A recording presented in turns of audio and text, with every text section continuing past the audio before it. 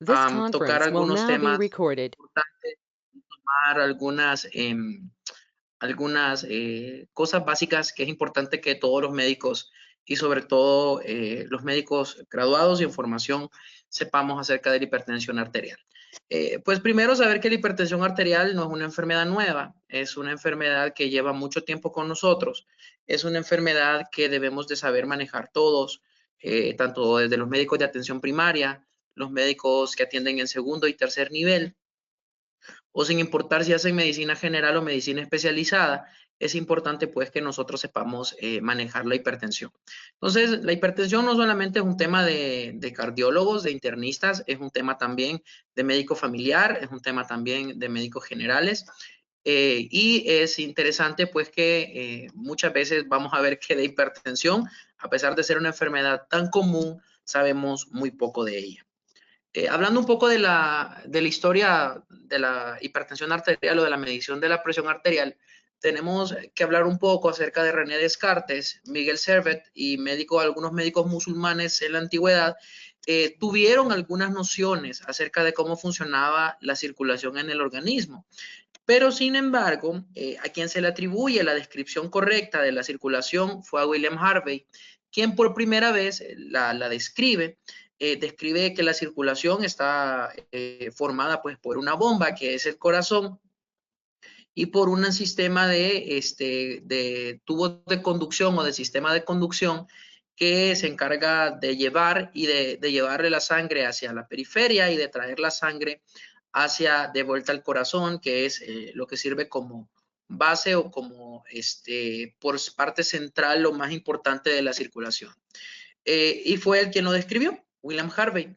Además de eso, de describir la circulación, él habló de algunas propiedades de la sangre al estar distribuida por todo el cuerpo mediante el bombeo del corazón, cuyas funciones pues ya sabemos que son llevar nutrientes y oxígeno hacia los tejidos periféricos y barrer dióxido de carbono y barrer también desechos del metabolismo celular de vuelta hacia el corazón y distribuirlos hacia los órganos que se encargan de su eliminación, entiéndase como pulmones, riñones e hígado. Hay registros históricos bastante antiguos acerca de lo que es hipertensión arterial y algunos registros incluso datan de tiempo tan antiguo como el 2600 a.C., que reportan que muchas personas que se dedicaban, claro, no, muchas veces no eran necesariamente médicos como lo conocemos ahora, sino había una interfaz bien interesante entre la medicina y la magia, y ellos denominaban o reportan alguna enfermedad que era conocida como la enfermedad del pulso duro, porque ellos reconocían que algunos pacientes se caracterizaban porque sus pulsos periféricos, ya puedan ser carotídeos, puedan ser radiales, en estos pacientes eran bastante duros, o sea, se palpaban con bastante fuerza y ellos describían esa enfermedad. Ya desde ahí empezaba y ellos lo que describían esencialmente algunas características de hipertensión arterial.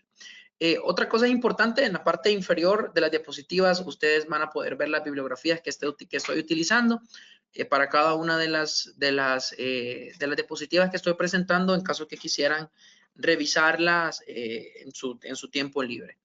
Y ellos reportaban entonces que algunas técnicas, como por ejemplo hacer acupuntura, hacer venosecciones y hacer también flebotomías, en ese tiempo pues sangrías, a través de sanguijuelas, era un método adecuado para tratarla.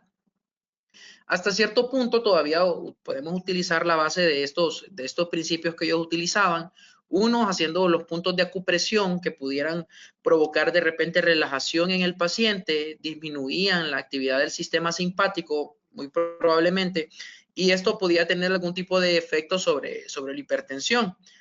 Así como hacer flebotomías a través de venosecciones, cortando venas y poniendo sanguijuelas, lo que hacía es que pues reducía la volemia en los pacientes y al reducir la volemia también reduce pues obviamente el volumen circulante y con esto puede haber un efecto sobre la presión arterial. Entonces sí tenían, a pesar de ser bastante empíricos, estos métodos sí tenían algún tipo de utilidad en tratar la hipertensión arterial. Tenemos algunos registros, como por ejemplo de la biblioteca de Ashurbanipal en Nínive, que eso es actualmente lo que es Irak, detallaban el uso sobre todo de estos últimos dos procedimientos para manejar esta enfermedad, que era la enfermedad del pulso duro, o para manejar hipertensión arterial, como nosotros lo conocemos ahora. Existen muchos más hitos históricos, obviamente, respecto a hipertensión arterial. Pero la otra cosa importante, ya cuando hablamos de la medición específicamente de la presión arterial, se le atribuye al reverendo Stephen Hales, quien él, pues se atribuye que es la primera persona que hizo medición de hipertensión arterial. Él hacía medición de la presión arterial por métodos directos, es decir, tenía que acceder a las arterias y a las venas de animales y a través de ahí medía las presiones arteriales. En el año 1733 él hizo la medición en un caballo. Aquí podemos ver nosotros un gráfico de cómo lo hacía. Lo que hacían es que introducían o canalizaban las arterias de los caballos utilizando primero tubos de látex que posteriormente se conectaban a tubos de vidrio.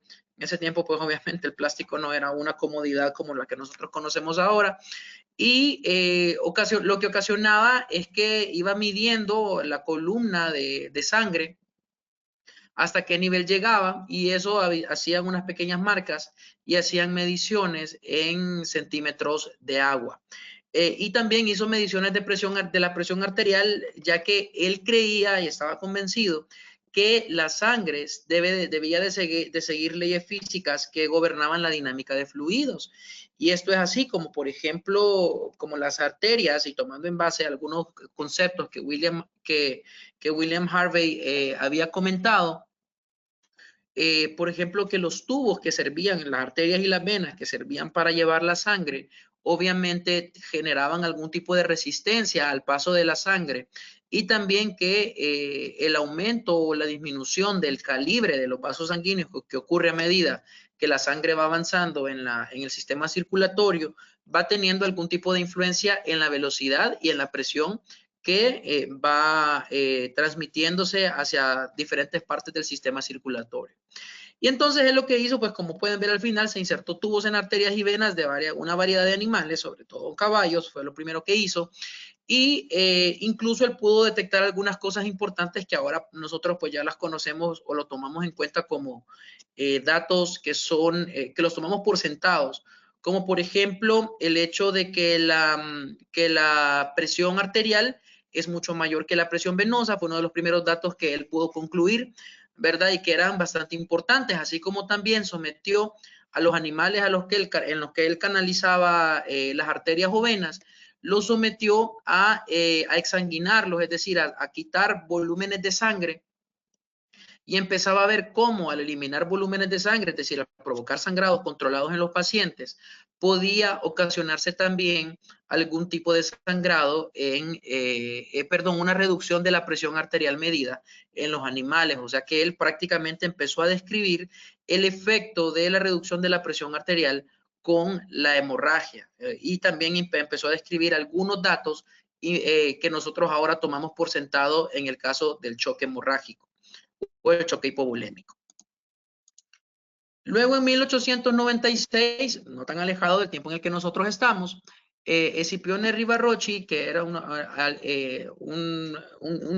italiano, él reportó un método en el cual se basa la técnica moderna. Obviamente, antes de tener el esfigmomanómetro como nosotros lo conocemos ahora, hubieron otro grupo de aparatos que se encargaban de medir la presión, algunos aparatos que utilizaban pesas y tenían porciones de los aparatos que se colocaban en la muñeca y que a través del pulso radial podían medir contra algunos pesos y podían valorar la presión que tenía la sangre contra ese peso. Tal vez no como la esfigmomanometría actual, y no eran métodos tan reproducibles. Sin embargo, Escipione, él describió un método en el cual basamos ahora la técnica moderna, y él publicó sus hallazgos en 2 publicaciones, y ambas tenían el título Un nuevo esfigmomanómetro.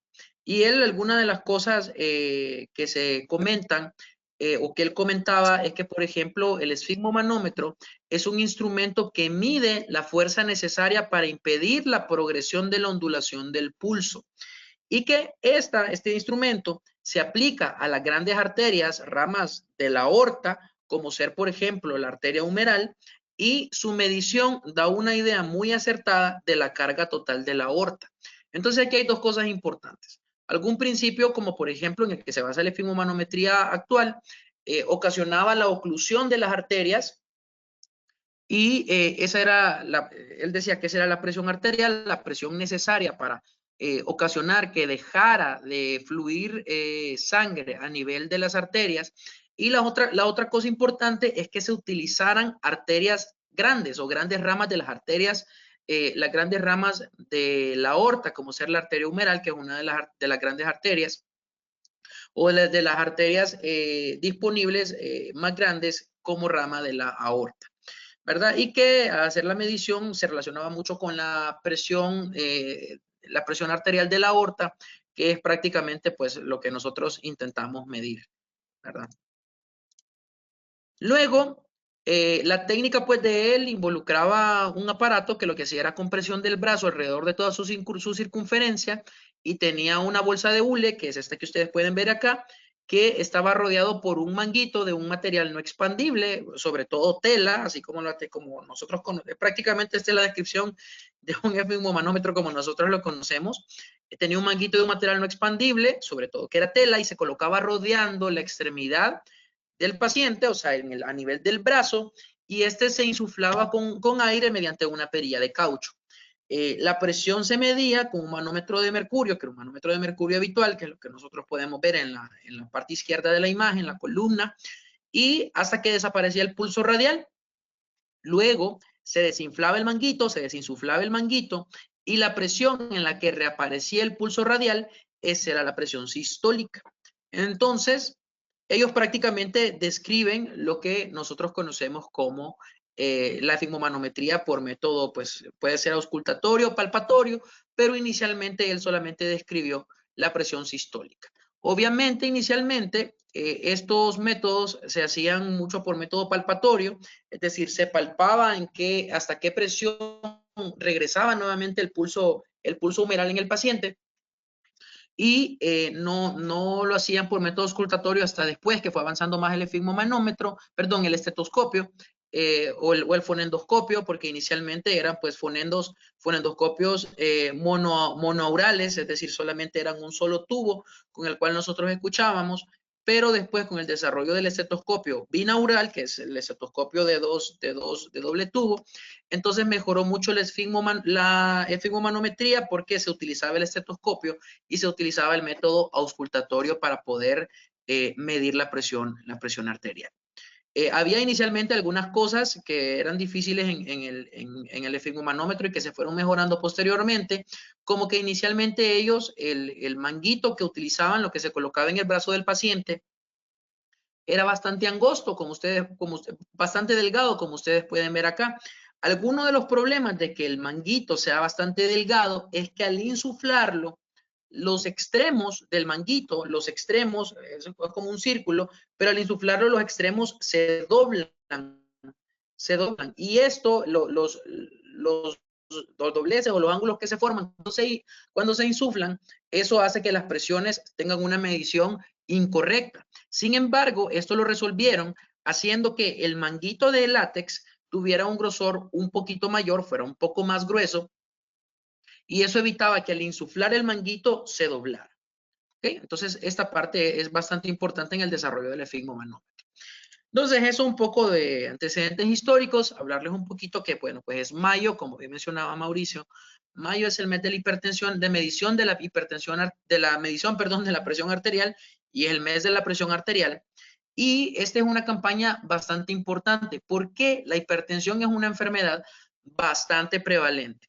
Incluso algunos estudios han podido demostrar en estudios donde se toma población general y se ha visto que de la población que no está diagnosticada como hipertensa o población que no sabe que está hipertensa, hasta 50% se le encuentran cifras tensionales elevadas. Es decir, que si nosotros, por ejemplo, vamos a un parque populoso de nuestra ciudad y nosotros empezamos a hacer un tamizaje de los pacientes sin que no sean conocidos por hipertensión arterial, vamos a encontrar que hasta 50%, y eso varía de las series a series, pero hasta un 50% de los pacientes que no saben que son hipertensos pueden tener la presión arterial elevada.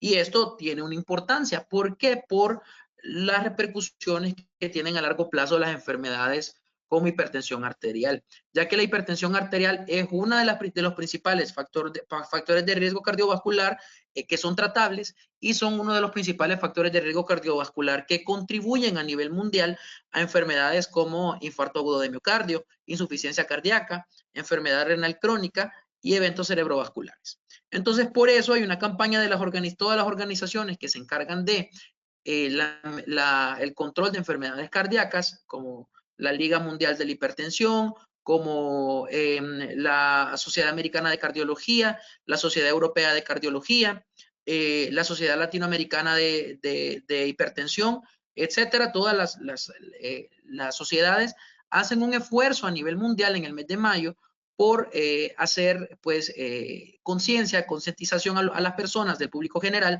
y al mismo personal de salud acerca de la hipertensión, que este año pues obviamente tuvo que posponerse un poco por el tema de la pandemia mundial de COVID-19.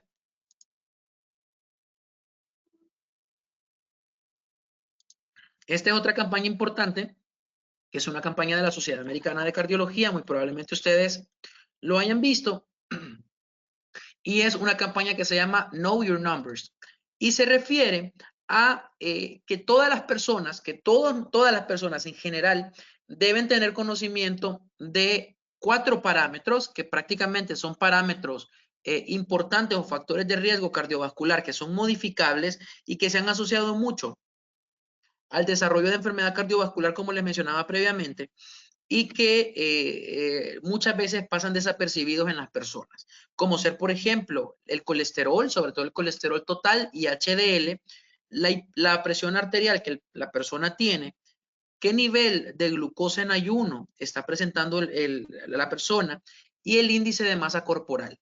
Y con esta campaña Know Your Numbers, se supone que todas las personas deben tener por lo menos un conocimiento anual de cómo está cada uno de sus parámetros, algunos metabólicos, otros a la exploración física, y que se asocian con factores de riesgo cardiovascular, ya que son ampliamente conocidos y ampliamente identificados. Importante que ustedes hagan la introspección también de cuántos de ustedes, por ejemplo, en este último año tienen, por ejemplo, conocimiento de cómo está su colesterol total o colesterol HDL, cuánto tienen de presión arterial, cuánto tienen de glucosa en ayuno y cuál es su índice de masa corporal, porque es importante que como personal de salud, de personal que está muy relacionado con la salud, también nosotros demos el ejemplo a nuestros pacientes. Y esta es, como les digo, una campaña que hace habitualmente la Sociedad Americana de Cardiología, que se ha extendido a otras campañas, y otra campaña bastante importante de la Sociedad Americana es esto que ustedes ven abajo, que se llama Go Red for Women, y que se refiere a la detección o la protección de las mujeres, sobre todo, más que todo de las mujeres que llegan a la menopausia, ya que las mujeres pues tienen una ventaja bastante importante desde el punto de vista cardiovascular y es la protección que le confieren los estrógenos y a lo largo de la vida pues las mujeres antes de la menopausia suelen tener por la protección de los estrógenos una menor tasa de enfermedades cardiovasculares. Y estadísticamente los hombres tenemos un mayor riesgo que las mujeres de desarrollar enfermedades cardiovasculares, excepto cuando las mujeres llegan a la menopausia, que como se pierde la protección de los estrógenos, entonces el riesgo cardiovascular se equipara entre hombres y mujeres, es igual. Entonces las mujeres después de la menopausia aumenta mucho, aumenta de forma drástica la enfermedad cardiovascular, y esta campaña de la Sociedad Americana del Corazón de Go Red for Women se refiere también a que las mujeres, sobre todo las mujeres después de la menopausia, tengan que hacer una evaluación o tener una evaluación pues mucho más cercana o protección de factores de riesgo que las puedan predisponer a enfermedad cardiovascular. Y esto es algo que tiene un sustrato biológico. Ok, respecto a lo que hablamos en mayo, entonces es importante, como ustedes van a poder ver, que muchas organizaciones se encargan en mayo, sobre todo, de hacer campañas de tamizaje de los pacientes, de cribado de los pacientes, de población general. Y así pueden ver ustedes cómo sociedades médicas, sobre todo, por ejemplo, aquí en Honduras, la Sociedad Hondureña de Medicina Interna, la sociedad a la que yo pertenezco, también se encarga de hacer algún tipo de actividades en las cuales podamos detectar hipertensión, igual con apoyo de muchas casas de industrias farmacéuticas.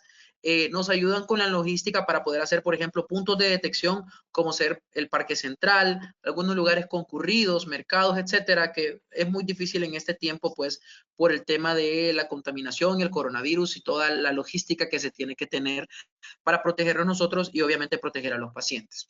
Pero idealmente todos los pacientes deben de tener algún tipo de cribado y al menos una vez, y después de esto, de acuerdo a las cifras tensionales que el paciente tenga, las guías de la Sociedad Europea de Cardiología, ellos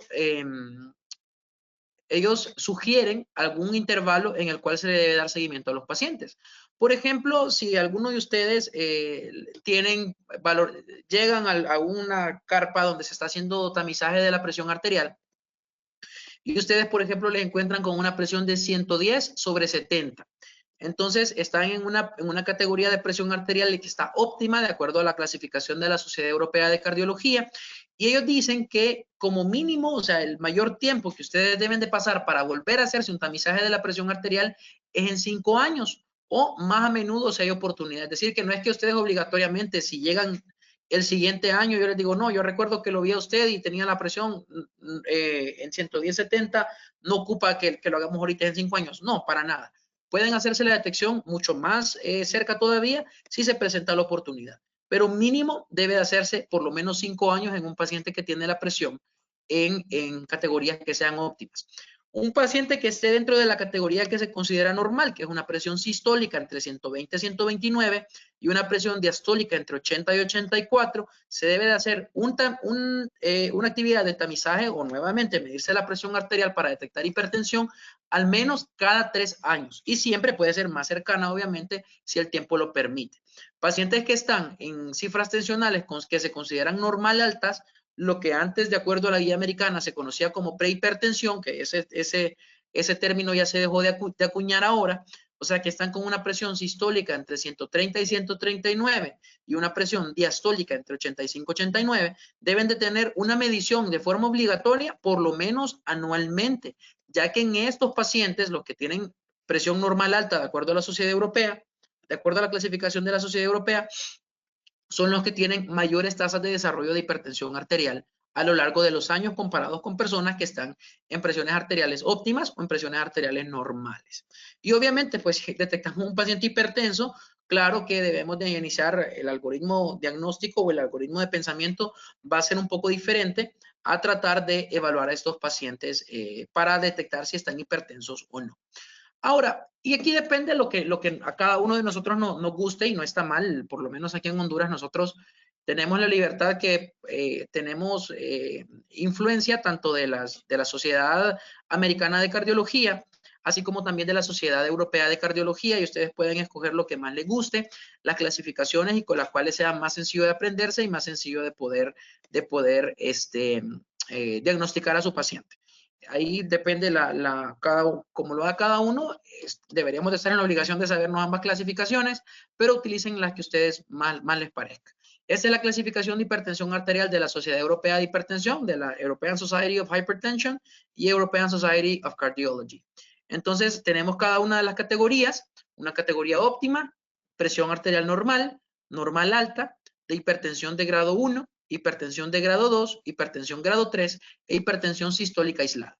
La hipertensión óptima, perdón, la presión arterial óptima, lo siento, es la presión que está menos de 120/80, obviamente no bajando menos de 90/60 porque eso ya es hipotensión. Se considera como una presión normal tener una presión entre 120 y 129 en presión sistólica y en presión diastólica entre 80 y 89.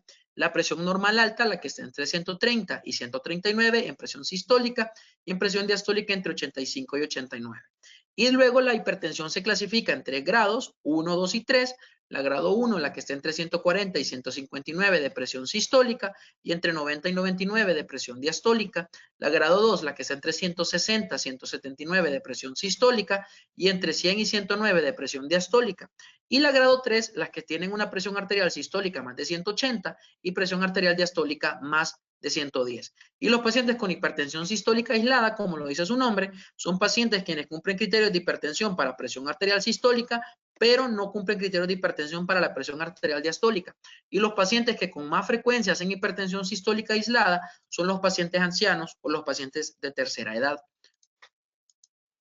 La clasificación de la American Heart Association de la presión arterial, entonces la clasifica en presión arterial normal y presión arterial elevada y clasifica los grados de hipertensión en dos estadios, en un estadio 1 y en un estadio 2. La presión normal se considera toda presión menor de 120/80, que es lo que se consideraba óptima en la otra clasificación.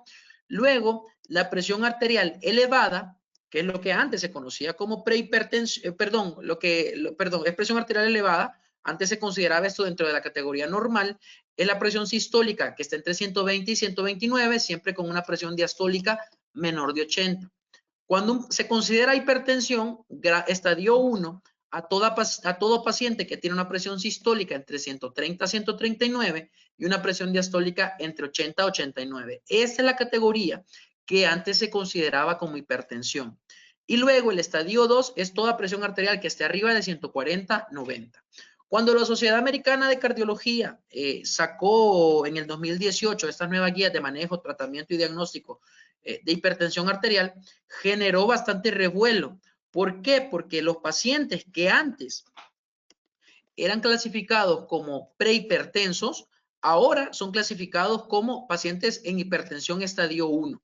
Y esto tiene algún tipo de carga desde el punto de vista de seguros médicos, desde el punto de vista de la carga psicológica que genera en el paciente, saber que ya está clasificado como hipertensión, ¿verdad? Y potencialmente también tiene algún tipo de repercusión en el tratamiento que muchos médicos van a dar a estos pacientes.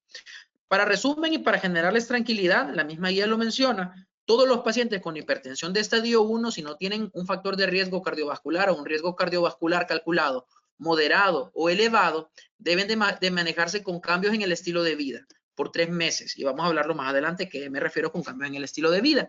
Y después de 3 meses, si el paciente haciendo cambios en el estilo de vida no logra normalizar la presión, entonces son pacientes que ya deben de iniciarse tratamiento farmacológico.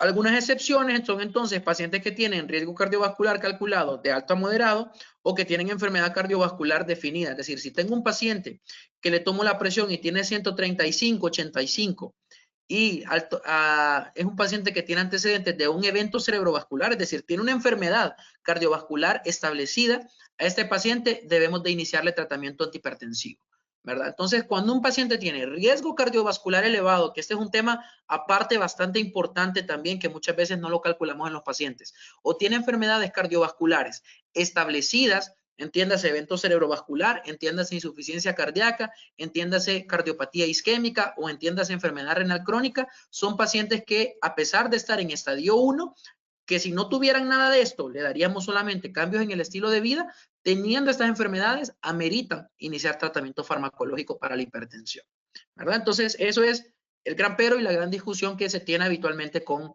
este caso de los pacientes hipertensos o de la clasificación de la American Heart Association. De repente, la clasificación de la European Society of Hypertension y la European Society of Cardiology es un poquito más clásica y se parece mucho más a de repente a lo que estamos acostumbrados, solo que los términos son un poco diferentes, pero obviamente de repente puede ser más fácil para ustedes. Como a ustedes les guste de ambas formas, pueden hacerlo. Yo lo que les recomiendo es que cuando ustedes clasifiquen a su paciente en alguna categoría, que traten de escribir si es con la clasificación de AHA o la clasificación de pueden escribir ESC, European Society of Cardiology. Sociedad Europea de Cardiología. Ok, entonces, si yo detecto a un paciente, por ejemplo, ustedes están formando parte, por ejemplo, de un grupo voluntario que está haciendo tamizaje o medición de pacientes hipertensos. Y ustedes están, probablemente ya algunos están en contacto clínico con muchos pacientes. y ustedes dicen, ok, tengo un paciente que entra dentro de la categoría, por ejemplo, bueno, a mí voy a decirles que a mí me gusta más usar la guía europea, pero no, la clasificación europea, pero no quiero sesgarlos a que ustedes la utilicen, pueden utilizar cualquiera. Pero digamos, estamos recibiendo un paciente en un grupo de tamizaje. Estamos en octubre ahorita por el Día de la Hipertensión. Estamos haciendo una carpa donde estamos tomando la presión a pacientes en el parque.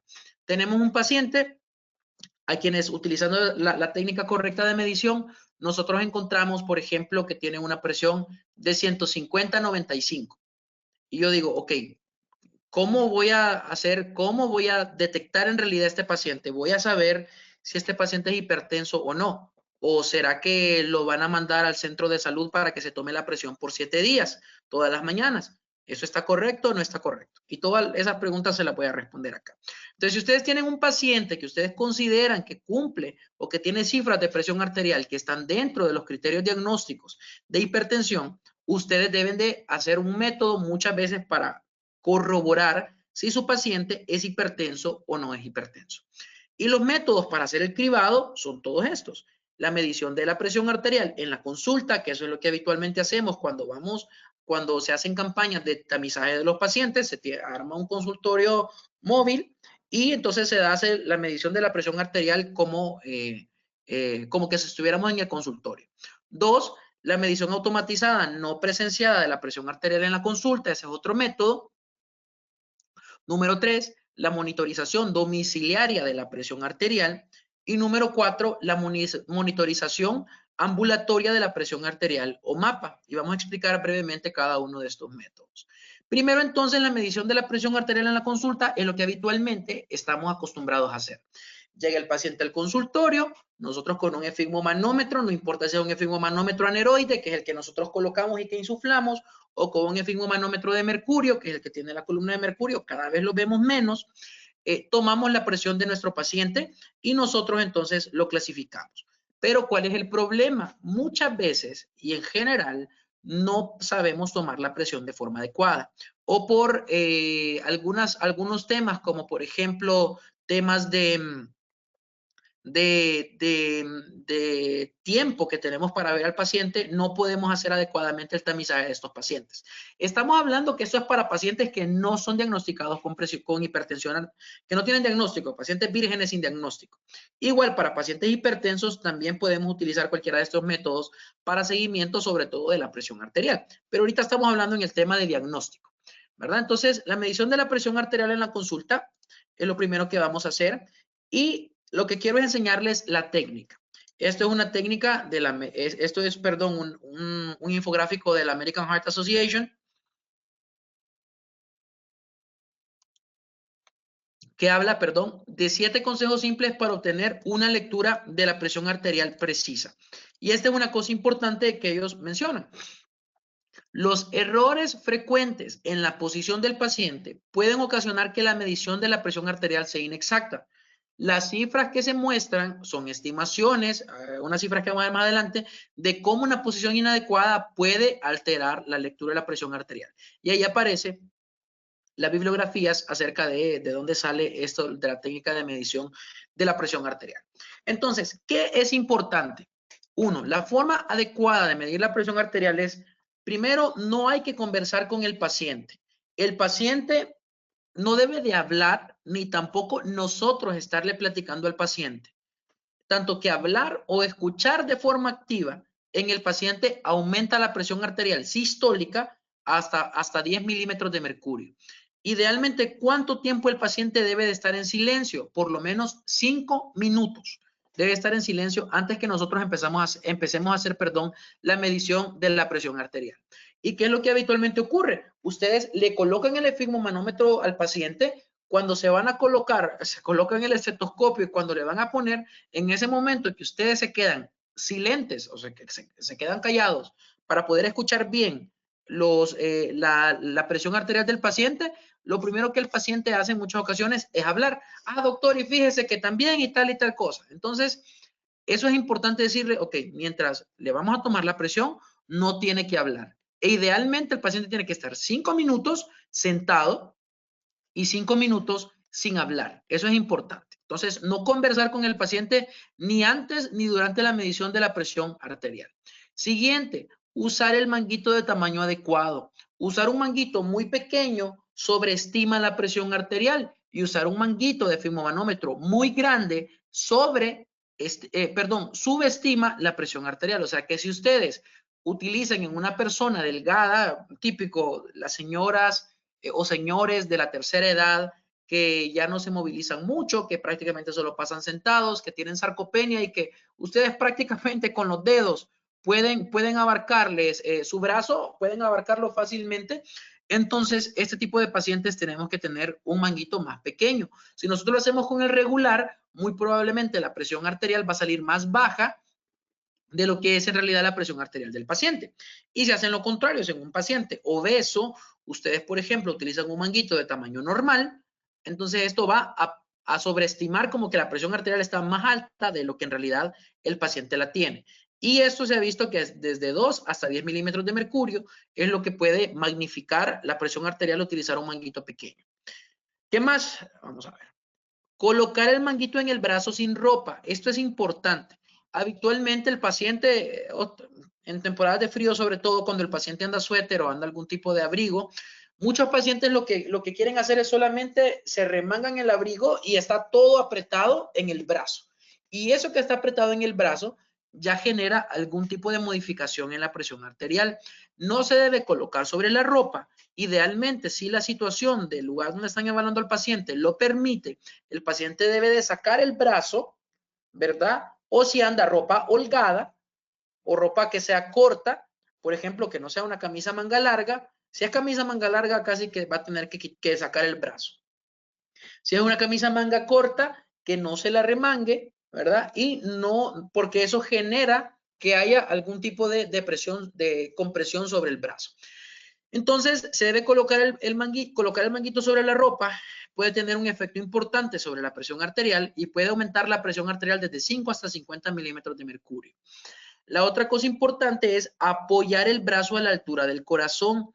Es decir, que nosotros deberíamos de tener una silla donde el paciente pueda apoyar su brazo a la altura del corazón. ¿Cuál es la altura del corazón? Entonces, es a la altura más o menos a esta altura. Es decir, que si yo voy a tomarle la presión, el paciente tiene que tenerla colocado en esta posición, a esta altura. Su brazo a la altura del corazón. Si yo no tengo un lugar donde el paciente pueda apoyarse, sea que tenga, por ejemplo, puedo tener una silla que tenga apoyabrazos, pero no es de la altura suficiente, el paciente podemos poner almohadas o podemos poner cojines para que quede a la altura. ¿Qué es lo que pasa? Muchas veces tomamos la presión con los pacientes y el paciente sostiene el brazo. Solamente el hecho de que el paciente no apoye el brazo o que el paciente esté haciendo el ejercicio isométrico de mantener el brazo elevado y nosotros tomar la presión, eso aumenta la presión arterial hasta en 10 milímetros de mercurio y eso es incorrecto.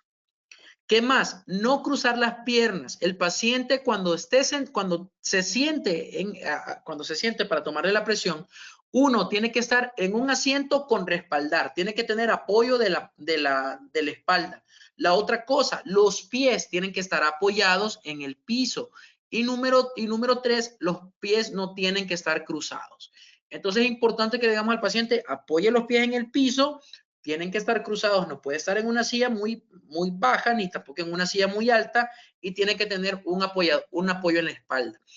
Entonces, ¿qué es lo que pasa? Tomar la presión arterial o medir la presión arterial en una camilla es inadecuado. Si ustedes van a revisar a su paciente, van a hacer alguna exploración, lo primero que tienen que hacer es tomar la presión del paciente sentado, en el caso que no tengan un personal que les haga la preclínica de su paciente, posteriormente pasarlos a la camilla y hacer su exploración. Solamente tener las piernas cruzadas aumenta hasta de 2 a 8 milímetros de mercurio la presión sistólica en estos pacientes. Y bueno, apoyar la espalda y los pies, que es lo que les comentaba anteriormente. Esto, no apoyar la espalda ni los pies puede aumentar hasta 6 milímetros de mercurio la presión arterial sistólica. Y por último, tener la vejiga vacía. Tener la vejiga llena aumenta la presión arterial hasta 10 milímetros de mercurio. Es decir, los pacientes tienen que estar con la vejiga vacía porque eso también puede generar dolor, genera ansiedad, genera preocupación. Entonces, eso puede aumentar la presión arterial. Yo creo que solamente quienes han tenido o han aguantado muchas ganas de orinar pueden saber lo incómodo que es tener la vejiga llena. Y eso puede aumentar la presión arterial hasta 10 milímetros de mercurio. O sea que si nos ponemos nosotros a analizar si de verdad hacemos esto en la mayoría de nuestros pacientes, vamos a ver que casi un 90% de las ocasiones nosotros tomamos de forma inadecuada la presión arterial. ¿Ok? Y ese es el método para la medición de la presión arterial en la consulta, ¿verdad? La medición que nosotros hacemos. La medición de la presión arterial en la consulta se hace de esa forma. Entonces el paciente llega, tiene que estar sentado, idealmente por 5 minutos, la espalda apoyada, los pies apoyados, no cruzados. El paciente tiene que tener el brazo a la altura del corazón, no tiene que estar hablando, tiene que tener la vejiga llena e idealmente el intestino también, sí, tiene que tener la vejiga vacía y también el intestino vacío, es decir, ni ganas de defecar ni ganas de miccionar. Y después de eso, esperar 5 minutos, tomamos la presión de los pacientes. Hay algunas cosas como, por ejemplo, cuántas veces, no solamente es una ocasión que nosotros tomamos la presión arterial de los pacientes. Cuando es un paciente nuevo que nosotros estamos viendo por primera vez, debemos de tomar la presión en ambos brazos y debemos de tomar en cuenta la presión arterial del brazo que tenga la presión más alta. Por ejemplo, si yo tengo 120/80 en mi brazo derecho y tengo 110/70 en mi brazo izquierdo, voy a tomar la presión arterial de mi brazo derecho porque tiene 120/80, ¿verdad? Entonces, esa es una cosa muy importante. La otra cosa es, la primera medición que nosotros hagamos de la presión arterial se debe de descartar. Normalmente la medición es entonces, medimos la presión en ambos brazos, tomamos el brazo que tenga la presión arterial más alta, en este caso digamos que es mi brazo derecho, y ese es el brazo que vamos a decidir para hacer la medición de la presión arterial. Luego, las mismas guías dicen que hay que esperar de 1 a 2 minutos, medir nuevamente la presión arterial, anotarla, esperar otra vez de 1 a 2 minutos, medir nuevamente la presión arterial y hacer un promedio de las dos presiones y esa es la presión que el paciente tiene.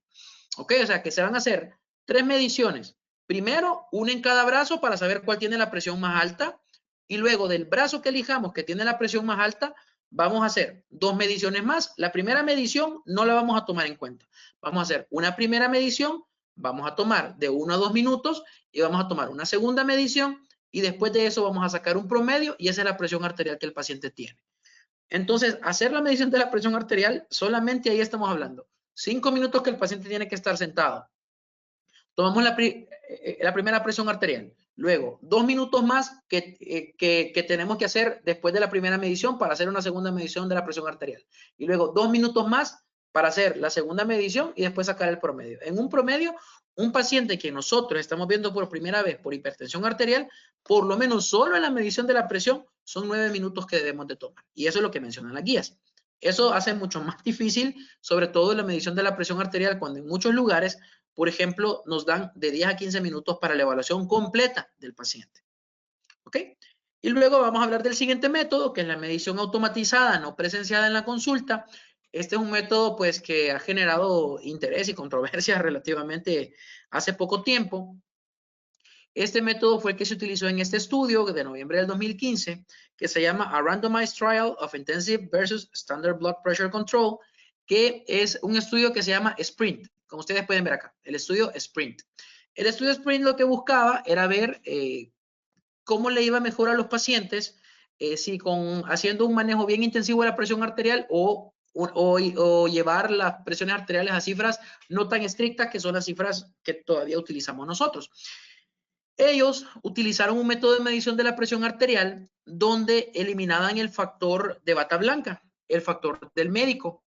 Entonces, ellos lo que hacían es que medían la presión arterial de los pacientes con un método no presenciado. Es decir, colocaban un esfigmomanómetro, se salían del consultorio y ellos utilizaban este aparato. El dispositivo es un dispositivo Omron, que es este modelo 907XL.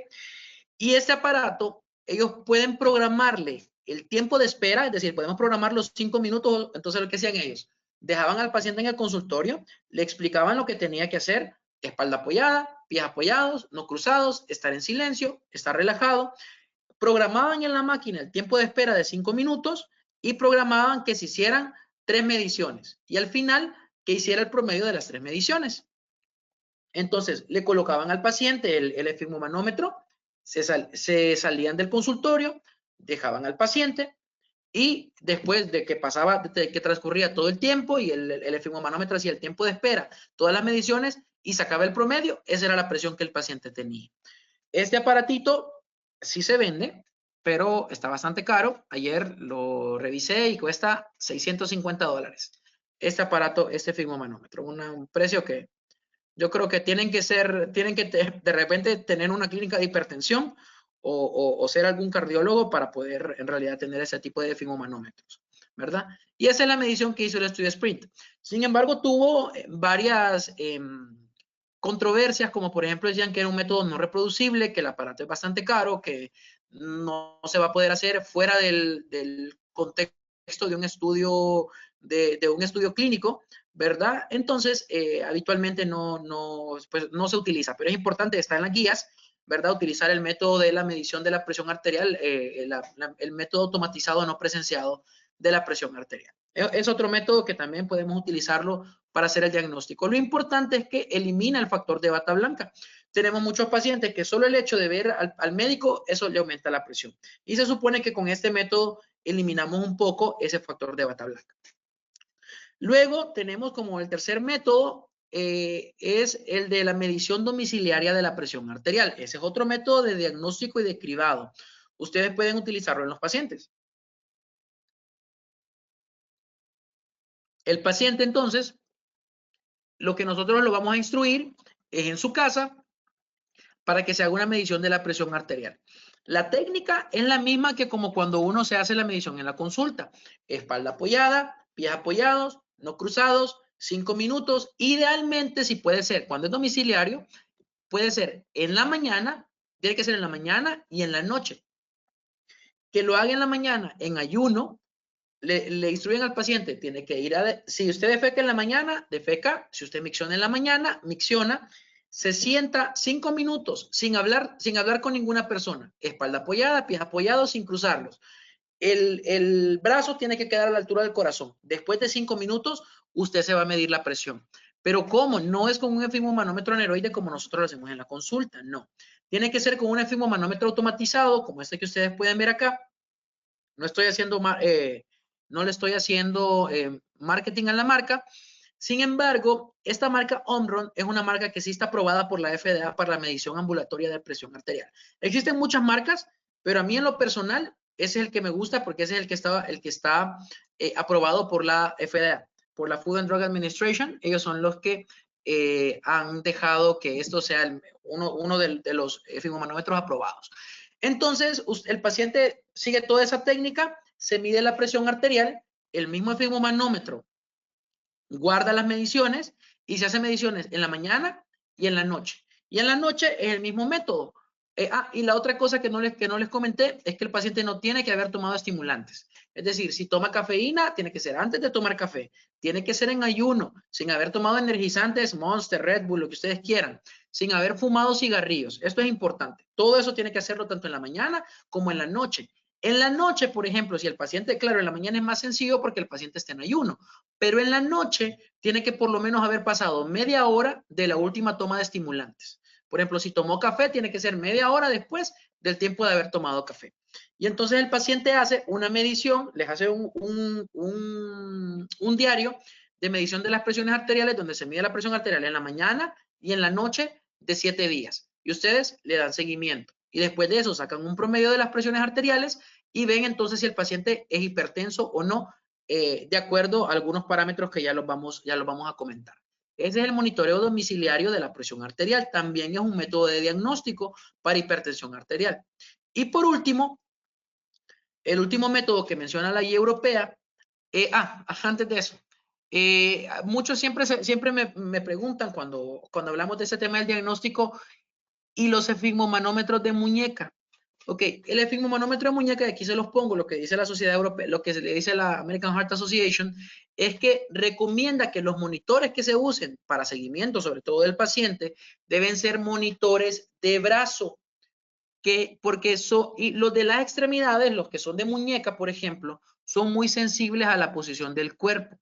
Si el brazo está muy abajo o el brazo está muy arriba, como son ramas distales de las arterias no representan de forma tan fidedigna la presión arterial que está puesta en la aorta. Las mediciones muchas veces pueden ser mayores y son menos exactas que las tomadas en el brazo. Las otras cosas, pues, es que las arterias radiales son más angostas y superficiales y son más sensibles de modificarse por otras cosas como arteriosclerosis de las arterias más proximales o algún tipo de afectación vascular que el paciente pueda tener. ¿En quiénes podemos utilizarlo? La American Heart Association dice que sobre todo en personas obesas, en quienes no se les pueda medir en el brazo porque es demasiado grande el brazo y no tenemos otra opción, pues bueno, podemos utilizar uno de muñeca. Pero en general se acepta que no son buenos métodos para que el paciente se haga monitorización de la presión arterial, ¿ok? Habitualmente tienen que ser monitores automatizados de brazalete, ¿ok? Y por último, el último método es el monitoreo ambulatorio de la presión arterial o MAPA, que probablemente muchos de ustedes hayan escuchado. El monitor ambulatorio de la presión arterial es este aparato.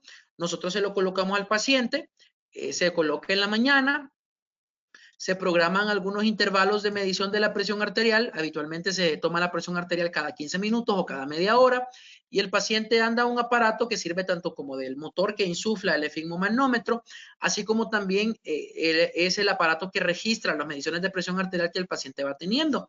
El paciente lo anda durante todas las 24 horas y hace una medición de la presión arterial durante todas las 24 horas. Entonces, al día siguiente, después de que el paciente anda su monitor ambulatorio de presión arterial, hace sus actividades lo más normales que se puedan. Es un poco complicado porque les aseguro que si ustedes se acuestan a dormir y cada 15 minutos, cada media hora, hay un aparato que les está apretando el brazo, obviamente es un poco incómodo, ¿verdad? Y muchos pacientes lo dicen, así como también que el paciente no puede bañarse durante esas 24 horas hasta el día siguiente.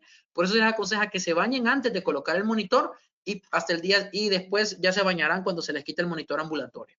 Y luego este aparato se conecta a una computadora donde nosotros podemos descargar los datos, y más o menos son unos datos así muy parecidos a estos que nosotros estamos viendo, donde podemos ver entonces la fecha, la hora, el promedio de presión arterial que el paciente tiene, podemos ver la frecuencia cardíaca incluso que está detectando el monitor, algunos promedios, cuántos promedios están fuera de rango, arriba de rango, o cuántos valores están dentro, son aceptables para la medición. Puede hacer también gráficas de las últimas 24 horas de cómo está la presión sistólica, la presión diastólica, que es esta acá, y la frecuencia cardíaca del paciente. Incluso nos puede poner, por ejemplo, en el transcurso del día, cómo está la presión sistólica y diastólica, y en el transcurso de la noche también cómo está la presión sistólica, diastólica y la frecuencia cardíaca. Esto, por ejemplo, son las presiones arterial, presiones sistólicas y diastólicas que el paciente ha manejado en el día. Dice cuánto porcentaje, por ejemplo, estuvo en un rango entre 160 a 180, cuánto porcentaje estuvo entre un rango de 200 a 220 y podemos ver algunas cosas también en texto, como por ejemplo en el promedio de las 24 horas, cuántas mediciones totales se hicieron que fueron válidas, cuánto fue el promedio de presión arterial, sistólica y diastólica, cuánto fue el promedio de la presión arterial media, el promedio de presión del pulso, cuánto fue el promedio de la presión de la frecuencia cardíaca, el tiempo que el paciente estuvo en hipertensión, cuánto porcentaje de todo el día, cuánto es bueno, les especifica todo, la desviación estándar y todo igual, y les hace después un desglose en el día y en la noche, porque todo eso nosotros lo evaluamos. Y de acuerdo a eso, pues existe alguna clasificación. Los criterios diagnósticos de hipertensión son diferentes. Lo que les enseñé de la clasificación de la Sociedad Europea y Sociedad Americana, esos son los criterios para hipertensión arterial medida en el consultorio. Sin embargo, los criterios son diferentes para la presión, la medición domiciliaria y para la medición ambulatoria. Para la medición como el que hizo el estudio Sprint, se utilizan los mismos criterios que se utilizaron para la medición en el consultorio de presión arterial. Pero la medición ambulatoria y la medición domiciliaria sí son otros criterios diagnósticos. Se lo voy a poner al final porque, si no me equivoco, creo que no lo puse en la presentación. Esos son los métodos diagnósticos. Como ustedes ven, eso de mandarlo a la casa y que llegue al centro de salud 7 días, que le tomen la presión en la mañana, no es un método adecuado. No debería de utilizarse. En el consultorio ustedes pudieran citar a los pacientes para hacer mediciones días subsiguientes si ustedes lo consideran pertinente, pero por ejemplo, si ustedes tienen un paciente que tiene presión de 180 a 100, yo creo que no queda tanta duda que ese paciente es hipertenso. Si tienen un paciente con presión 140 a 90, tal vez les pueda generar un poco de duda. Pero si es un paciente que viene con presión arterial de 200 sobre 100, viene con sensación de opresión torácica, muy difícilmente una ansiedad o algún cuadro de algún estado o algún problema psicológico pueda estar regenerando esto al paciente, ¿verdad? Entonces, hay que valorar siempre la cifra tensional en el contexto que el paciente tiene de la presión arterial. Si tuvieran un paciente, por ejemplo, con presión de 140 a 90, ustedes pudieran muy probablemente hacer un monitoreo domiciliario de la presión arterial o un monitoreo ambulatorio de la presión arterial, cualquiera de las cosas. Y lo otro importante es que cuando ustedes tengan un paciente diagnosticado de hipertensión arterial, siempre tengan métodos de monitoreo del paciente, sobre todo si el paciente se puede automonitorear su presión arterial. Es importante, no lo tiene que hacer a diario, pero sí cada cierto tiempo. ¿Por qué? Porque el paciente va a tener la conciencia de cómo está su presión arterial y de cómo sus actividades diarias de dieta, de tomarse o no los medicamentos, influyen sobre la presión arterial. ¿Ok?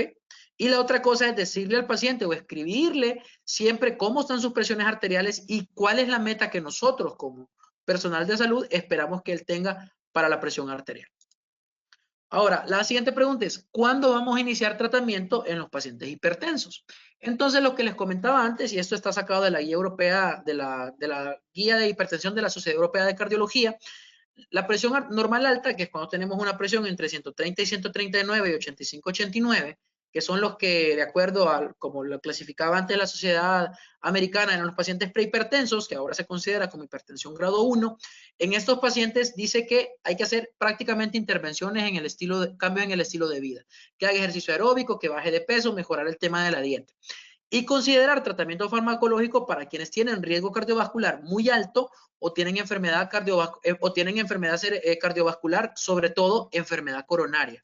Es decir, si es un paciente que tuvo infarto conocido, le hicieron un cateterismo o tiene puesto un stent y es un paciente que viene con presión de 135-85, no lo duden, inicien tratamiento antihipertensivo. Un paciente que tuvo un evento cerebrovascular, inicien tratamiento antihipertensivo a pesar que está en cifras de presión arterial alta, ¿verdad? O si ustedes calculan el riesgo cardiovascular, claro, riesgo muy alto es de acuerdo a la escala de riesgo, de acuerdo al sistema europeo, que es el sistema que se llama SCORE, pero la sociedad americana utiliza otro, así que pacientes con riesgos intermedios, con riesgos moderados, perdón, a alto, yo creo que sí es pertinente darles manejo antihipertensivo a pesar que estén en cifras normales altas. En pacientes en hipertensión grado 1, grado 2 y grado 3, ustedes van a ver que siempre como base del tratamiento, en todas están las intervenciones en el estilo de vida. Es decir, que si ustedes manejan un paciente hipertenso y ustedes no le hacen énfasis en que tienen que hacer cambios en el estilo de vida, ustedes no están manejando adecuadamente a este paciente. La parte más sencilla es hacerle una receta con los medicamentos y tómelo y nos vemos en tanto tiempo. Pero no es lo importante. Hay que hacer cambios en el estilo de vida y hacer el énfasis que el paciente entienda que parte del tratamiento es que tiene que reducir su consumo de sodio, que tiene que hacer ejercicio, que tiene que bajar de peso. Eso es importante. Entonces, se debe dar tratamiento farmacológico en los hipertensos grado 1 de inmediato para los pacientes que tienen riesgo alto o muy alto o que tengan enfermedad o daño orgánico. En algunos pacientes con hipertensión grado 1 dice que el tratamiento farmacológico para los que tengan riesgo bajo o moderado, que no tengan enfermedad cardiovascular establecida, que no tengan enfermedad renal o no tengan daño orgánico, se puede dar, podemos detenerlo si tenemos de 3 a 6 meses de intervenciones en cambios en el estilo de vida y no se controla la presión arterial. Y eso es un poco controversial. ¿Por qué? Porque le está diciendo que si yo tengo, por ejemplo, 150 a 95, ustedes le van a decir, ok, baje de peso, haga dieta y lo vamos a ver en 3 meses, en 6 meses. Y si no ha bajado, le iniciamos tratamiento. Yo creo, yo por lo menos lo que yo personalmente hago, y eso es lo que dice la guía, pero las guías son eso, son solo una guía. Su criterio clínico siempre tiene mucha más importancia. Habitualmente lo que hago en los pacientes, les inicio tratamiento farmacológico y si el paciente a medida que va haciendo cambios en el estilo de vida, ustedes en las cifras tensionales de sus pacientes van a ir viendo reducción, no solamente por el tratamiento farmacológico, sino también por los cambios en el estilo de vida. Y poco a poco ustedes van a poder ir titulando hacia una dosis menor los medicamentos antihipertensivos y hay algunos pacientes que se quedan con una dosis mínima con dosis que no son necesariamente antihipertensivas, sino solamente para protección de órganos blancos, y el paciente se puede controlar de esa forma, o algunos pacientes también portados o que ya hacen algunas manifestaciones como signos de hipotensión, les quitamos los medicamentos antihipertensivos. Yo al menos eso es lo que hago habitualmente, no espero tanto tiempo, de 3 a 6 meses, porque tenemos algunos cambios orgánicos como ser hipertrofia del ventrículo izquierdo, la lesión renal, lesión a nivel de la retinopatía hipertensiva, que estos pacientes pueden estar sufriendo. Luego, los pacientes con hipertensión grado 2, que son las cifras que ustedes ya habían mencionado y que están acá, esto sí, tratamiento inmediato para todos los pacientes. Ustedes tienen 160, 100, ya, hay que iniciar el tratamiento antihipertensivo. Y el paciente tiene que lograr un objetivo de control en los primeros 3 meses, si no, hay que modificar la terapia antihipertensiva. Esto es importante. Ustedes, si en los 3 meses su paciente con su terapia antihipertensiva no logra aún buen control de las presiones arteriales o no logra llegar a meta de la presión arterial, debemos modificar el tratamiento. Y modificar, no me refiero, por ejemplo, que si le estamos dando enalapril, pasar al lisinopril. No, me refiero a agregar otro medicamento antihipertensivo a la terapia. Nunca tengan miedo de agregar otro medicamento si su paciente no está controlado. Y en los pacientes con hipertensión grado 3, igual, iniciar en todos, y el objetivo de control tiene que lograrse en los primeros 3 meses, si no hay que modificar la terapia antihipertensiva. Y para todos, siempre modificaciones en el estilo de vida. Respecto a qué medicamentos utilizar, pues probablemente hayan visto ustedes este hexágono, que está en la guía de la Sociedad Europea de Cardiología, en la guía del 2013, y les habla de las diferentes clases de antihipertensivos que ustedes pueden utilizar y la combinación que pueden hacer de ellos. Las líneas verdes se refiere a cuáles sí pueden utilizar. Las líneas verdes no continuas se refiere a medicamentos que se pueden combinar, pero que no se combinan pero que no se sabe bien o que hay cierta limitación, que son combinaciones útiles, pero que hay cierta limitación de evidencia. Las líneas negras discontinuas son entonces combinaciones posibles, pero que en estudios no han sido tan bien probadas o no prueban beneficios, pero que sí se pueden utilizar. Y la línea roja, que es prácticamente la combinación de IECAS con ARA2, habla entonces de combinaciones que tienen que tratar de evitarse y que no están recomendadas. Se pueden utilizar, pero tal vez en casos muy específicos, pero habitualmente no se recomiendan porque actúan en mecanismos muy similares y aumentan el riesgo de efectos adversos asociados a ellos. ¿Verdad? No me voy a meter a hablar de cada uno de los medicamentos porque sí, eso sería prácticamente unas 2, 3 clases aparte, explicando la fisiología y todo lo demás. Ok, esto mismo para orientarlos un poco en cómo iniciar la terapia antihipertensiva en muchos de estos pacientes. Las guías dicen que la terapia inicial habitualmente o de forma ideal debe de iniciar con una combinación doble. Si pueden ser en un solo comprimido, mucho mejor, ¿verdad? ¿Y qué debemos de utilizar? O un IECA o un ARA2, y eso debe de combinarse con un bloqueador de canales de calcio o un diurético. Es decir, podemos utilizar, por ejemplo, como IECA, un lisinopril combinado con amlodipina, o podemos utilizar como ARA2, podemos utilizar un valsartán, por ejemplo, combinado con un diurético de tipo tiacídico como una hidroclorotiacida o como una clortalidona, ¿verdad? Podemos utilizar en estos pacientes eso.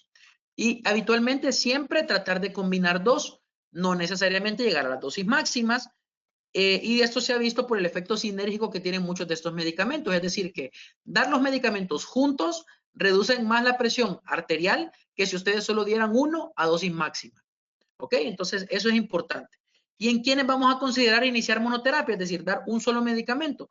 En pacientes que tengan hipertensión arterial de grado 1 o que tengan un riesgo bajo cardiovascular, o en pacientes sobre todo ancianos que son frágiles. Porque si ustedes controlan demasiado la presión arterial del paciente anciano, lo exponen a que por la hipotensión o que por tener la presión arterial muy baja pueda hacer eventos cerebrovasculares, aumenta el riesgo de infarto, aumenta el riesgo de caídas, aumenta el riesgo de vértigo y de complicación de estos pacientes. Y la otra cosa es que la expectativa de vida de muchos pacientes frágiles probablemente ya está muy disminuida y no vale la pena ser tan estrictos con no digo no traten, solamente digo no ser tan estrictos con el control de la presión arterial de un paciente frágil. Si el paciente no se controla, por ejemplo, después de 3 meses, que es lo que mencionábamos en esta tablita previa, si no logra control de la presión arterial en 3 meses, vamos a ir al siguiente paso. Y eso, por eso lo pone muy sencillo la guía de la Sociedad Europea, porque es como un manejo escalonado. Entonces, si en el siguiente paso nosotros no logramos control de la presión arterial en 3 meses, debemos de agregar, por ejemplo, si yo inicié un lisinopril con amlodipina, como les mencionaba anteriormente, y no se controla en 3 meses, el siguiente paso es combinar o un IECA o ARA2, aquí dice IECA o ARA2, no son los dos, es cualquiera de los dos. Si tengo, por ejemplo, un lisinopril con amlodipina, lo que voy de agregarle es un diurético de tipo tiacida o un diurético tiacídico. No me refiero a furosemida, no son diuréticos de ASA, ¿verdad? Entonces, eso no está como parte del tratamiento antihipertensivo y eso es importante. No utilicen diuréticos de ASA como antihipertensivos, excepto en los pacientes renales que tengan menos de 30 de tasa de filtración glomerular. Esos pacientes sí pueden utilizar ustedes un diurético de ASA, pero en el resto de pacientes tienen que ser diuréticos de tipo tiacida o parecidos a la tiacida. ¿Como cuáles? Hidroclorotiacida, indapamida y clortalidona, que somos los que tenemos, al menos en Honduras, tenemos disponibles. Entonces, este paciente que lo tengo con lisinopril y amlodipino no se me controla, entonces el siguiente paso sería agregarle un diurético que pudiera ser hidroclorotiacida o indapamida o clortalidona. Y después hacer siempre énfasis en el cambio en el estilo de vida del paciente. Si luego, después de 3 meses, yo evalúo al paciente y todavía no se controla, entonces debo de catalogar a este paciente como hipertensión resistente y ya cumple la definición de hipertensión resistente. Entonces, la definición de hipertensión resistente es un paciente que está con 3 medicamentos antihipertensivos a dosis óptimas, de los cuales por lo menos uno sea un diurético de tipo tiacida. Esa es la definición de hipertensión resistente. La otra cosa, regresando al paso anterior, idealmente la combinación triple, si puede ser en un solo comprimido, es mucho mejor. ¿Por qué? Porque asegura el apego del paciente al tratamiento. También porque psicológicamente es mucho peso estar tomando 3 pastillas diferentes. Si pueden simplificarla en un solo comprimido, es mucho mejor. En el sistema público esto es bien difícil, pero en el sistema privado, si el paciente tiene algún tipo de seguro, entonces esto el paciente puede mucho más fácil conseguirlos. Y entonces, si no se controla, se clasifica como hipertensión resistente y lo que debemos de hacer es entonces dejar la combinación triple y agregar espironolactona u otro fármaco. Entonces, podemos agregar espironolactona de 25 a 50 miligramos una vez al día o dar otro diurético, aquí sí pudiéramos dar furosemida o agregar un bloqueador alfa o un bloqueador beta. Las guías definitivamente, al menos en un paciente que no tenga enfermedad cardíaca, han sacado mucho la utilidad del beta bloqueador como medicamento de inicio, sin embargo se puede utilizar. ¿Y en quiénes son los que con más frecuencia van a utilizar el beta bloqueador? Ya sea, claro, beta bloqueadores de generación más nueva, no me estoy refiriendo a propanolol, me estoy refiriendo de repente a bisoprolol, me estoy refiriendo a nebivolol, me estoy refiriendo a metoprolol. Estos pacientes, por ejemplo, los que tengan insuficiencia cardíaca, angina, que tengan infarto reciente o que tengan fibrilación auricular, en estos pacientes vamos a tratar de dejar mejor un beta bloqueador o en mujeres embarazadas o que planeen gestar. Porque, y esto es muy importante, si ustedes se llevan este mensaje a su casa, yo también me voy a sentir muy satisfecho y es, en las mujeres embarazadas está contraindicado los IECAS y los ARA2.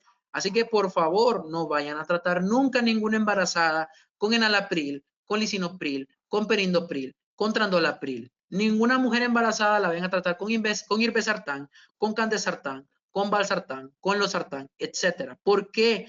Porque el sistema renina-angiotensina es súper importante para la embriogénesis del sistema urinario del feto. Entonces, si ustedes lo bloquean, ocasionan hipoplasia renal en los niños, los fetos forman poco volumen de orina, la orina contribuye mucho a la formación del líquido amniótico. El líquido amniótico deglutido por el feto favorece mucho a la formación o la maduración del pulmón fetal. Y así que si ustedes le dan un IECA o ARA2 a una embarazada, sobre todo si lo hacen en las etapas más tempranas del embarazo, asegúrense que ese bebé va a tener hipoplasia renal, va a tener oligohidramnios y que va a tener hipoplasia pulmonar. Y teratogénesis importante, mortalidad muy alta. Entonces, habitualmente no se usan IECAS o ARA2. Por eso aquí dice que beta bloqueadores pueden ser una buena opción para mujeres embarazadas o mujeres que planeen quedar embarazadas. Así que las mujeres en edad fértil, a quienes ustedes les den IECA o ARA2, tienen que decirles, si usted sale embarazada, tienen que buscar consulta nuevamente porque hay que cambiarle la terapia antihipertensiva. Son medicamentos buenos. Yo no estoy satanizando los IECAS ni los ARA2, solamente digo que hay que tener las precauciones adecuadas en las pacientes en edad fértil y sobre todo en las pacientes embarazadas. ¿Ok? ¿Cuáles son las metas de tratamiento? En resumen, ustedes van a ver, aquí sale algunas clasificaciones en los pacientes de 18 a 65 años, de 65 a 79 y mayores de 80. En la mayoría de los pacientes, ustedes van a tener como su objetivo presiones arteriales sistólicas menores de 130. Entonces, el objetivo, el que tiene de 18 a 65, objetivo menor de 130, más bajo si lo tolera, pero nunca bajo de 120. El diabético, menores de 130 o más bajo si lo tolera, pero nunca bajo de 120. Si es renal, un poquito más laxo con el objetivo, una presión arterial sistólica menor de 140 o 130 si lo tolera. Lo que tenga enfermedad arterial coronaria, objetivo menor de 130 o más bajo si lo tolera, pero nunca bajo de 120. Paciente que tiene evento cerebrovascular o ataque isquémico transitorio, menor de 130, pero nunca bajo de 120. Y en la presión diastólica siempre tienen que estar entre 70 a 79. Si tiene de 65 a 79 años, las presiones metas siempre son las mismas. Objetivo entre 130 a 139 y las presiones diastólicas entre 70 a 79. Y mayores de 80 años, sin importar la enfermedad, presiones arteriales objetivos de 130 a 139 y de presiones sistólicas promedio entre 70 a 79, que son exactamente los mismos. O sea que habitualmente la mayoría de sus pacientes, si ustedes los tienen con presiones arteriales menores de 130, 80, están en meta. En términos generales, para resumir ese cuadro. Solamente en los pacientes con enfermedad renal crónica se es un poquito más laxos porque son pacientes más difíciles de controlar. Ok, ahora, además del tratamiento farmacológico, me interesa mucho que hagamos énfasis en las modificaciones en el estilo de vida. ¿Qué cosa vamos nosotros a hacer en estos pacientes? Los cambios en el estilo de vida, pues muchas veces pueden ser suficientes para retrasar y prevenir la enfermedad o la necesidad de tratamiento farmacológico en pacientes que tienen hipertensión grado 1. Ya dijimos, podemos hacer cambios en el estilo de vida, evaluarlos de 3 a 6 meses y después ver si hubo modificación en su presión arterial. ¿Qué más? Pueden potenciar los efectos del tratamiento antihipertensivo. Entonces, si ustedes tienen pacientes que utilizan, por ejemplo, una dosis, para poner un ejemplo, irbesartán de 300, hidroclorotiazida de 25 una vez al día, y ustedes los hacen hacer cambios en el estilo de vida, muchas veces sus pacientes van a ver que ustedes con esa misma dosis, el efecto antihipertensivo es mucho mayor y probablemente van a ocupar reducción de la dosis de antihipertensivos. El mayor inconveniente sobre todo en los cambios en el estilo de vida, es que hay mala adherencia con el paso del tiempo. Muchos pacientes lo ven como cambios en el estilo de vida que lo hacen por cierto tiempo y posteriormente dicen, ok, ya bajé de peso, ya se me controló la presión, entonces ya no ocupo hacer ejercicio, ya puedo regresar nuevamente a comer lo que comía, ya puedo ser sedentario, puedo volver a fumar y eso no es así. Tienen que mantenerse a lo largo del tiempo y eso depende también del control que ustedes tengan con el paciente y depende mucho también de su capacidad de motivar al paciente. Las modificaciones que han demostrado beneficio en reducir la presión arterial son ¿cuáles? Restringir la ingesta de sal, sobre todo la sal de sodio, ¿verdad? El cloruro de sodio. Moderar el consumo de alcohol.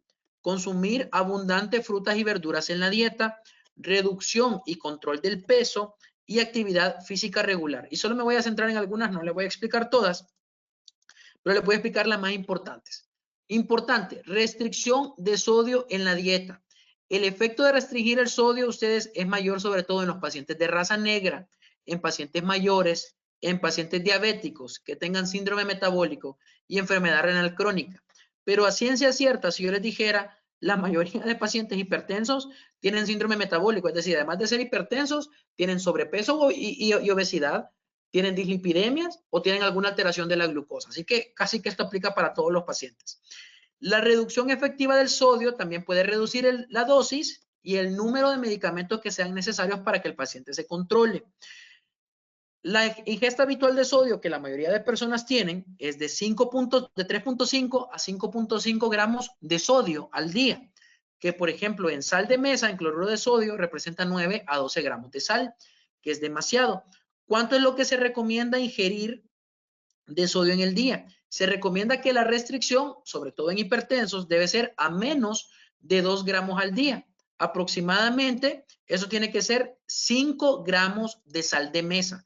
Eso significa que si nosotros hacemos esa restricción de 5 gramos de sal de mesa al día, vamos a estar consumiendo menos de 2 gramos de sodio solamente al día, de sodio elemental me refiero.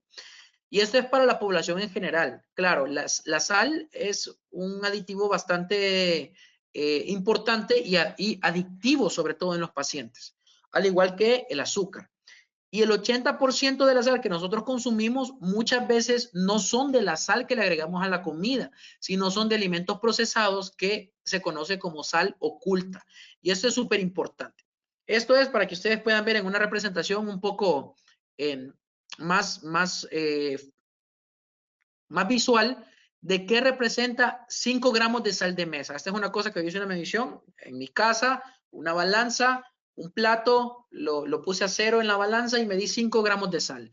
Yo les aseguro que esa cantidad de sal, si ustedes se sientan con una fruta, con un mango verde, con ciruelas, con cualquier otra fruta que se pueda consumir con sal, esa cantidad de sal, ustedes se la consumen, eso es mucho menos que una tercera parte de lo que ustedes van a consumirse con un mango, por ejemplo. Probablemente este plato, que es un plato relativamente pequeño, que es un plato como los que se ponen las tazas de café, ustedes probablemente vayan a llenar este plato para comer, por ejemplo, una fruta, un mango o una ciruela o etcétera, ¿verdad? Y alguna de las otras cosas que es importante que nosotros entendamos es la sal oculta y sobre todo que nosotros entendamos para que se lo expliquemos a los pacientes.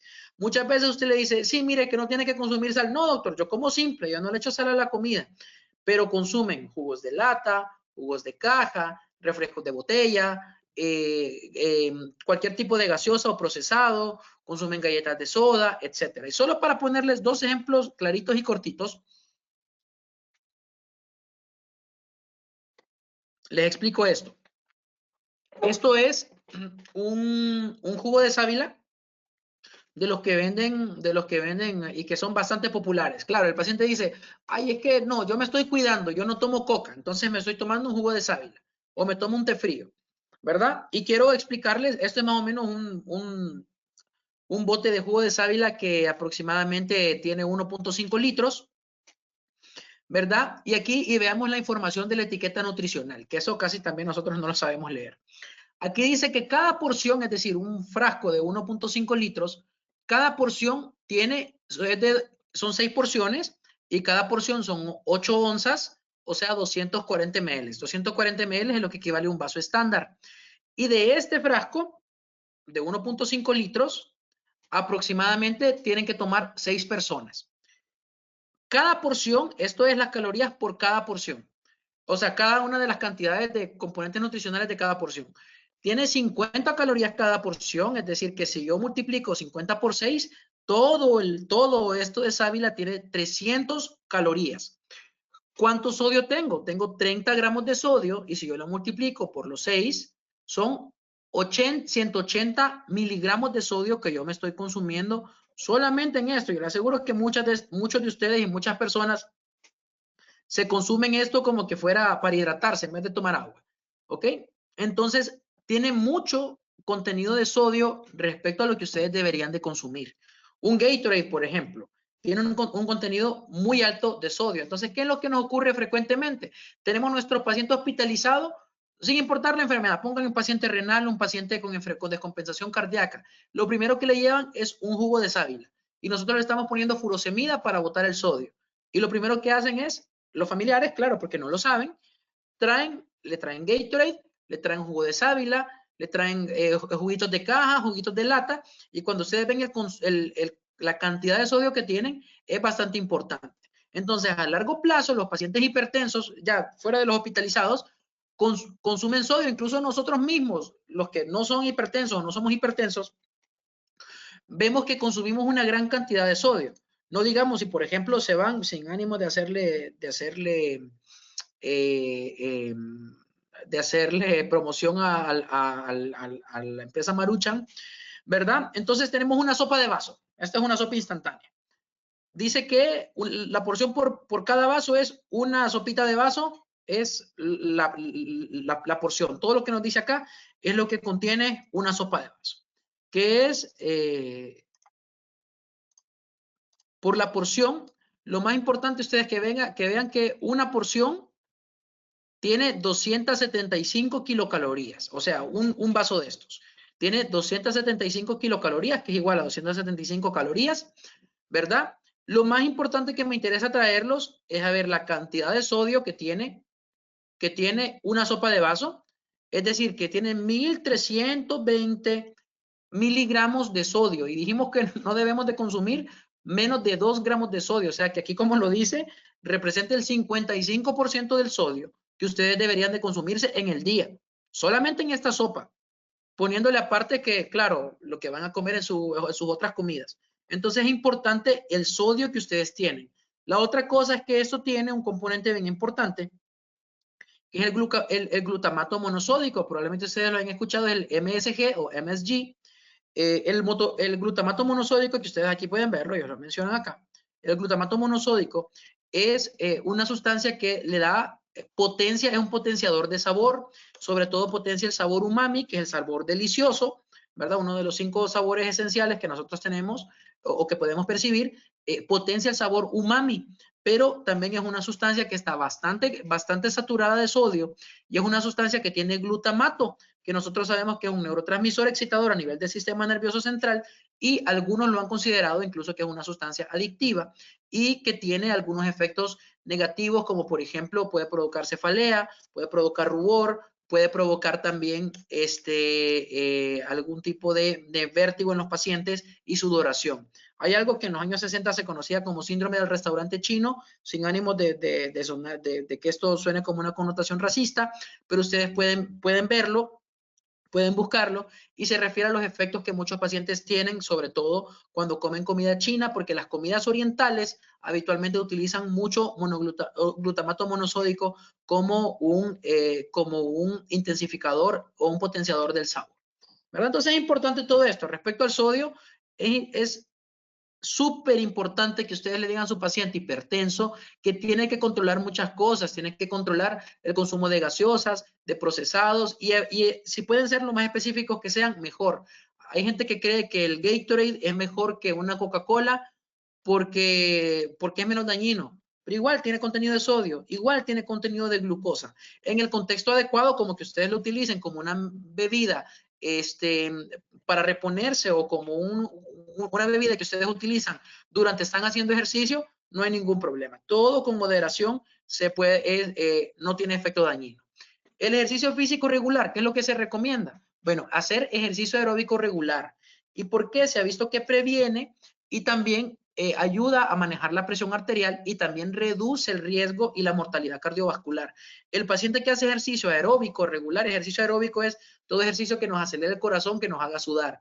Y ejercicios aeróbicos hay de múltiples tipos: trotar, correr, una caminata rápida, hacer caminadora elíptica, hacer caminadora de banda, puede ser cualquier ejercicio de baile, como ser zumba, por ejemplo, saltar la cuerda, nadar, ejercicios aeróbicos en agua, etcétera. Todos esos ejercicios nosotros podemos recomendar a los pacientes y caen dentro de la categoría de ejercicios aeróbicos. Y algunos metaanálisis han visto que al hacer, por ejemplo, un ejercicio de resistencia aeróbica, hay una reducción en la presión sistólica en 3.5 milímetros de mercurio y en la diastólica en 2.5.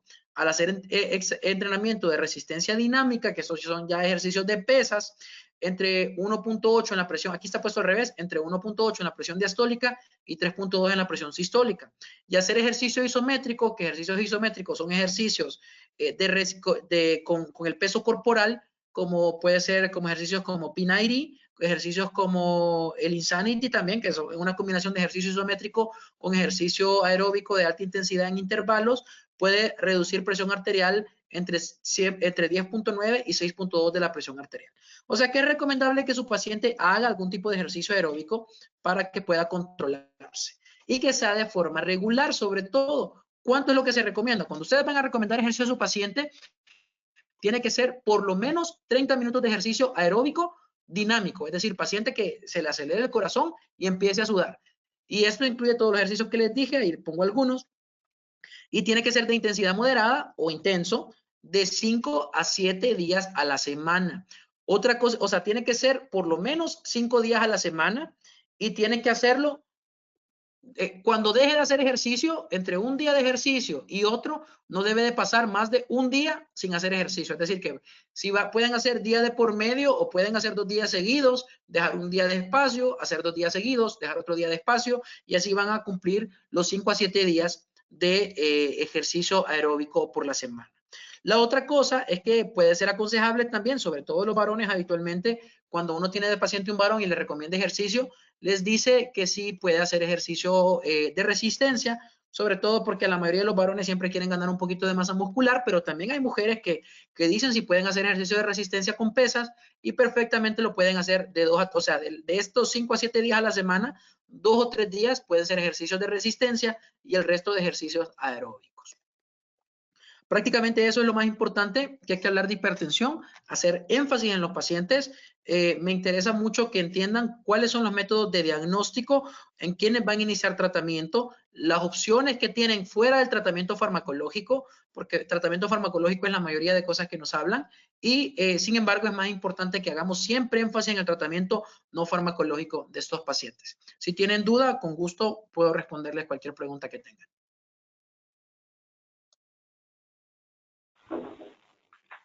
Muchas gracias, doctor. Bueno, tenemos un espacio para preguntas. Si alguien del público tiene preguntas, puede encender su micrófono o puede mandarlas al chat para que el doctor las pueda responder.